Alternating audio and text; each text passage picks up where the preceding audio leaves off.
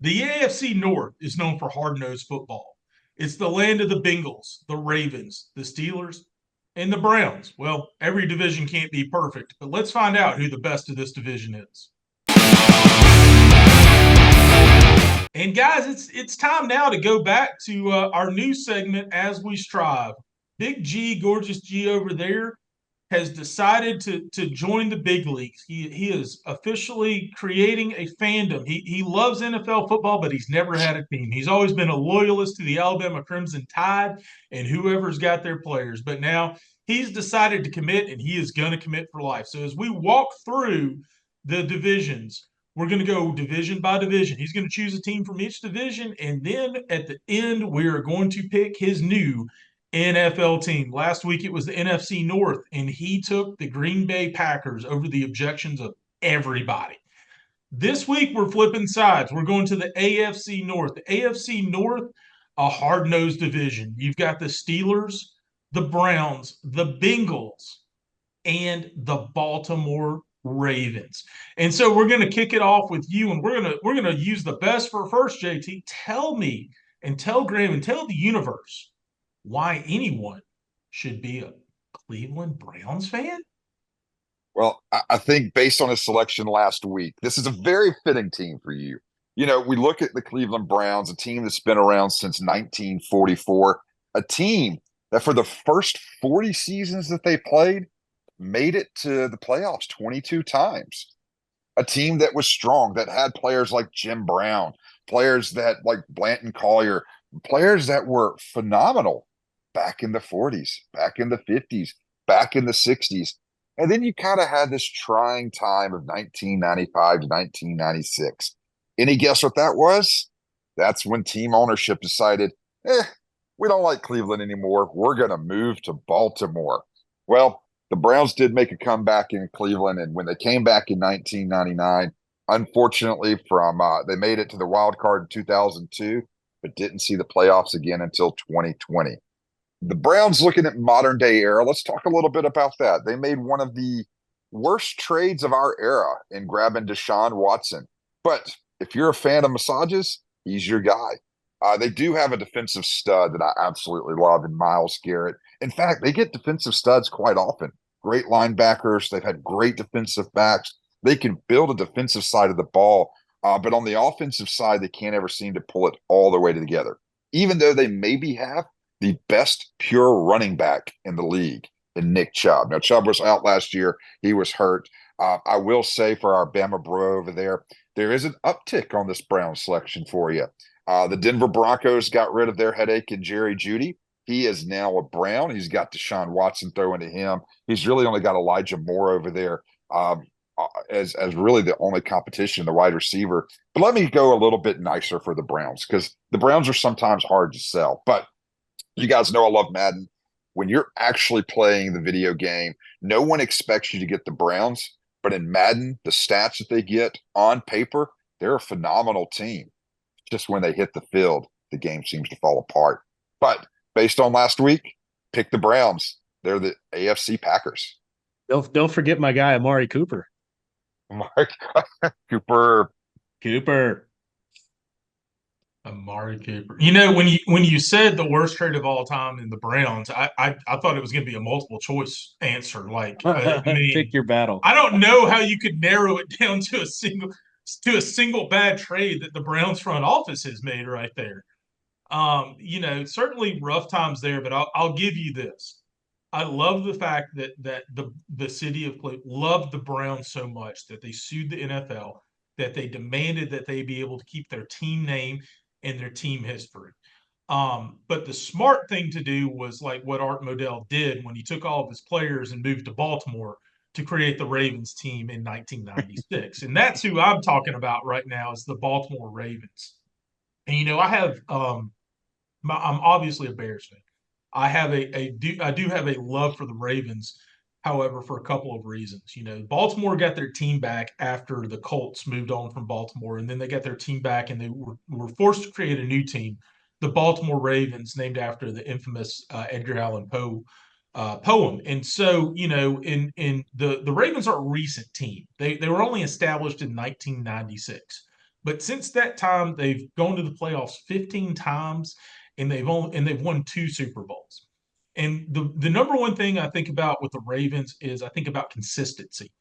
And they've been consistently one of the best defenses in the league. And that goes back to their early drafts when they had Ray Lewis, Ed Reed, both Hall of Famers. Offensive lineman, by the way, I love this. In the same first round, Ray Lewis was taken with Jonathan Ogden, which were both first ballot Hall of Yeah. Famers, by the way. So you've always had just this nasty, intense defense that was balanced by the offense. But the consistency keeps going beyond there. You've only had 3 coaches in Ravens history, 3 coaches in their entire history since 1996, coming in on 30 years now. Ted Marchibroda, Brian Billick, and then now John Harbaugh, who's been there since 2008. So you're having a consistent time all the way through, but it starts really with the front office, and that is Ozzie Newsome.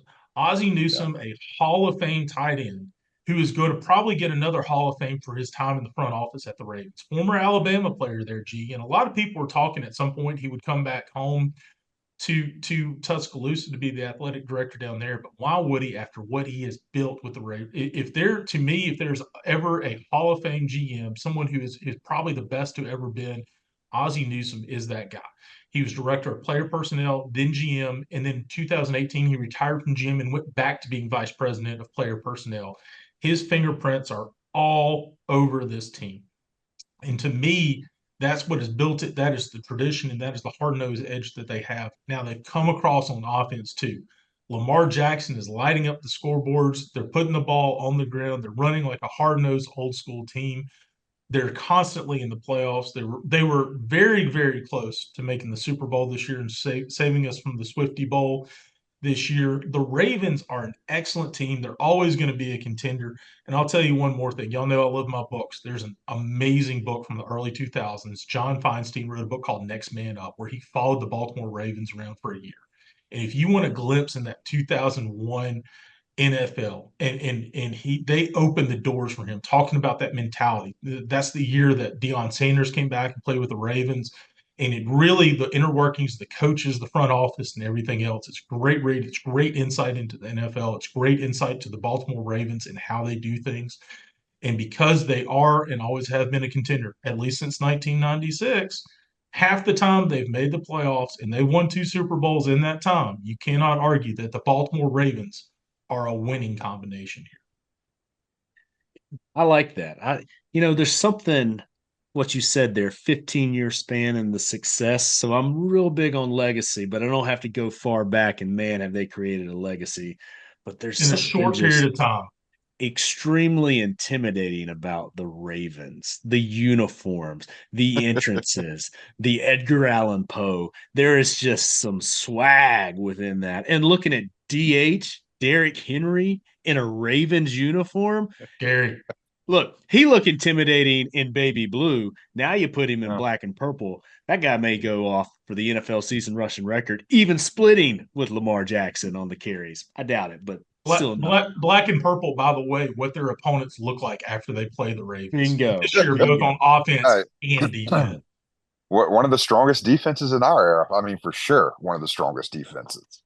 Yeah. Well, you had a good point. One of the strongest defenses of all time, though. Here, you talked about since '96 that there's only been 3 coaches for your team. Well, let me take you back to 1970, where with a team that also has only had 3 coaches, and like we're talking about the Steelers there. Can you imagine 3 coaches since '69? Chuck Noll era, the Chuck Noll era, the Bill Cowher era, and the Mike Tomlin era. 3 coaches. Think about the I'm sorry, I'm still hating on the Browns because you left me with the Browns. The Browns had 3 coaches last year. Like 3 coaches since 1969. We're talking about a storied history. We're also, earlier we had a conversation about 60% gets you in the College Hall of Fame. Well, this team during this time has a win percentage of 63.5%. 63.5%. That's insane. I got some fun facts here. Let me go down here to their summary. All right, we've got 30 times that they've reached playoffs during this time, 22 times that they've played in the AFC Championship game, won their division, and won 6 of the 8 Super Bowls that they've played in. We all know about the 4 Super Bowls they run there in the 70s. We all know about the Steel Curtain, the defensive teams that they've put together. But let's not forget that both Bill Cowher got him a Super Bowl and Mike Tomlin has one. And maybe Cowher's is one of my favorites because they had Jerome DeBus, man. How often do you get to see an offensive lineman run the ball the way that he did? Jerome Bettis putting it up the middle, big offensive linemen year after year. We love these Steelers. Terry Bradshaw playing QB, throwing it around the field. This is a team that invokes blue collar. This is a team that invokes grit and working harder than its opponents across the line from you. I mean, heck, you look at their symbol. It's the whole basis of their whole logo is U.S. Steel. That's how gritty and blue collar this team is. So, look, the Steelers, we know the history. Let's look at what they're going to do this year. The Steelers made a lot of headlines this past season, finally looking at saying, okay, Kenny Pickett, Mr. Fake Slide, you're not the guy for us. You're not the QB of the future. You're not the one that's going to win us games. He did maintain that Mike Tomlin has still never had a losing season. Let's be clear on that. Pretty incredible stat. A head coach that's never had a losing season. But you're not the one that's going to get us back to the playoffs and get us where we need to be. So what do? We make a couple moves. We grab Russell Wilson. We grab Justin Fields. We have 2 quarterbacks, one who is a Super Bowl winner that's really been in the ditches, one who has all the talent in the world and just didn't have the coaching to kind of tap into it all the way. And Objection. we've got Mike Tomlin here that's going to really be able to pick and choose and hopefully develop a quarterback of the future for the Steelers coming out of there. Always have a great defensive side of the ball, maybe one of the best in the league right now with TJ Watt. TJ Watt lining up on the outside. You never know. You know, you talk about that old Ray Lewis that we just talked about there. TJ Watt may be the closest thing off the edge that I've seen to Ray Lewis in quite some time. And again, we're still going to run that ball, run that ball, run that ball. Look, the Steelers are a fun team to watch. They're much better America's team than the Dallas Cowboys to me. This is a team that really is the foundation of who we are as a country, building it from the ground up, building it right there on the offensive and defensive lines, and not throwing a lot of flash in the pans. Well, maybe since the AB days, but Steelers. I want to break out the terrible towel right now. Wow. I mean, selling when you got to sell, not revealing a hand or anything. But look, when it comes to legacy, when it comes to history, when it comes to just committing to an organization, 3 coaches in their That's entire crazy. history, That's a crazy 6 stat. out of 8 Super Bowls. I mean, the resume is outstanding. And I agree with you. The one of the best points you made, the true America's team, say less. Except for the fact that you're going to be crying this season and next with Russell Wilson and Justin Fields. Justin Fields, by the way, the featured athlete in the Madden football trailer, unfortunately, is for returning a kick, not for playing quarterback. Look, hey, he's already developing him better than the Bears did. Just not as a quarterback. Well, all I got to say is who they gonna beat them Bengals, because the Bengals are the last team, and I'm talking about the good guys of the AFC North. You know, it's a team that lives without controversy for the most part. They just go out and play football and leave it all on the field. And, you know, you started earlier talking about the intimidating look of the Ravens uniform, that purple and black. Let's talk about what I'm going to argue is the coolest looking uniform in football. Not only the regular Bengals gear with the tiger stripes and everything else, but can we really talk about the snow tiger gear that they have, the white on black that just looks Yeah. incredible when they are on the field. But it's more than just about the uniforms right now. Let's talk about the history. You know, the Cincinnati Bengals haven't been the winningest team. They haven't made the Super Bowls. You know, but what they have done is they have put together a tremendous organization that is focused on developing their players as opposed to bringing other people in. They're all about homegrown there. And when you talk about homegrown, you got to talk about the incredible offense that they have right now looking forward. You know, a little bit of a comparison to the Lions. You know, right now you got Joe Burrow, who I would argue has got to be up there in the top 10, if not the top 5 quarterbacks currently in the league. Was out with an injury most of last year, didn't really do it. But then he's throwing to his LSU teammate, Jamar Chase. And they keep bringing in incredible wide receivers. They have a hard-nosed blocking every single time to where they're doing it quietly every year. They're not doing it with a lot of flash. They're not doing it with a lot of noise, but every year they're winning games, they're making the playoffs. And when you hear all the noise about Patrick Mahomes, Josh Allen, all the rest of these quarterbacks, you don't hear it about Joe Ice. You don't hear it about Joe Cool. You don't hear it about Joe Burrow, who just goes out and does his job and then goes back and works even harder. And I think that's the great mentality of the Bengals. But what's even crazier about the Bengals to me is let's talk history and let's talk contributions to the game of football. You know, we talk about all this history of the Steelers and their coaches. We talk about all the wonderful things that the Ravens have done in the past 30 years. Let's talk about the creation of football. The no huddle offense was created in 1984 by Coach Sam Winch of the Cincinnati Bengals. You will talk about something that changed football. Let's go to the next thing that changed football. The West Coast offense. Now, I know Cincinnati is not the West Coast, but guess what? Bill Walsh, who created it, started the creation of this when he was an assistant coach at the Cincinnati Bengals and then translated it on to the next level as he became a head coach. And then when you have the West Coast offense, arguably at the time the most innovative offense of all time, probably until the air raid came along, you had to have somebody that solved how to stop that. And so Dick LeBeau decided to combat the West Coast offense by creating what?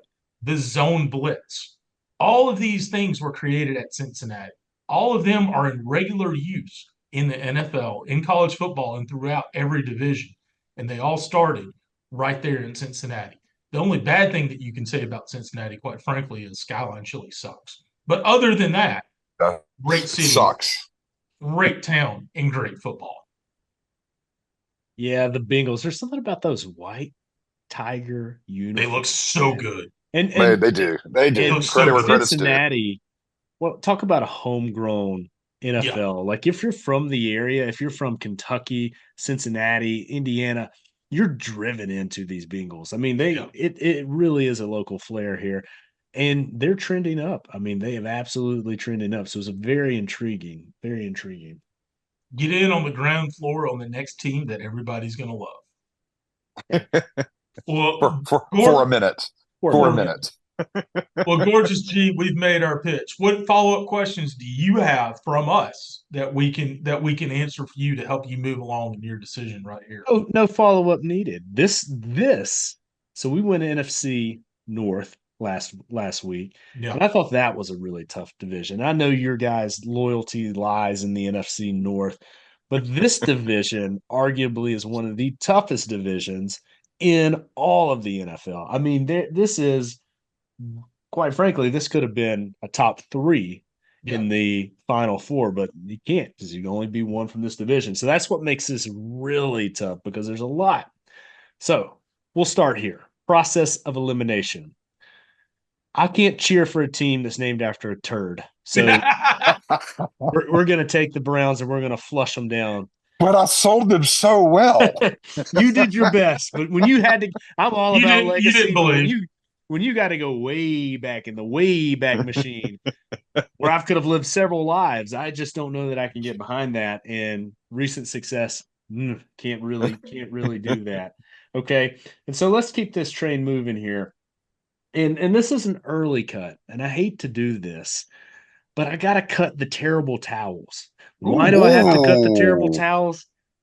Because I would just be a bandwagon fan at this point. I have so many friends that are tried and true Steelers fans. They've grown up with it. They've lived there. They've breathed it, and I just can't all of a sudden get on the bandwagon.